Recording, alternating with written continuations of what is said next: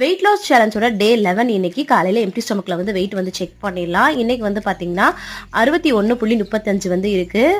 அதான் சொல்லியிருக்கேன்ல, சம்டைம் வந்து ஃப்ளக்சுவேஷன் ஆகும். நம்ம பாடியில் இருக்க நீர் சத்துக்கள் கூட அப்படி இருக்கலாம். அதை பற்றி கவலைப்படாமல் நம்ம வந்து காலையில் எம்டி ஸ்டொமக்கில் ஒரு பிளாக் காஃபி வந்து குடிச்சாச்சு. அதுக்கப்புறம் பிரேக்ஃபாஸ்ட்டுக்கு வந்து பார்த்தீங்கன்னா ஏதாவது டேஸ்டியாக சாப்பிடணும் போல் இருந்தது. அதனால் பச்சை பட்டாணி போட்டு சேமியா போட்டு பிரியாணி மாதிரி வந்து பண்ணியிருந்தேன். அது கூட வெள்ளரிக்காய் வச்சு சூப்பராக சாப்பிட்டாச்சு. 11 மணி போல் வந்து பார்த்தீங்கன்னா முளைக்கட்டுன அந்த தட்டைப்பயிறு பாசிப்பயிறு இருக்கும்ல, அதை வந்து கொஞ்சம் சாப்பிட்டேன். மதியம் லஞ்சுக்கு வந்து பார்த்தீங்கன்னா ரவையில் வந்து களி வச்சு அது கூட மொச்சப்பயிறு கருவாடு போட்டு குழம்பு வச்சுருந்தேன். கருவாடு சின்ன பீஸாக வந்து எடுத்துக்கிட்டேன் ஆசைக்காக. சூப்பராக வந்து சாப்பிட்டாச்சு. அதுக்கப்புறம் வெள்ளரிக்காவும் கொஞ்சம் சாப்பிட்டேன்.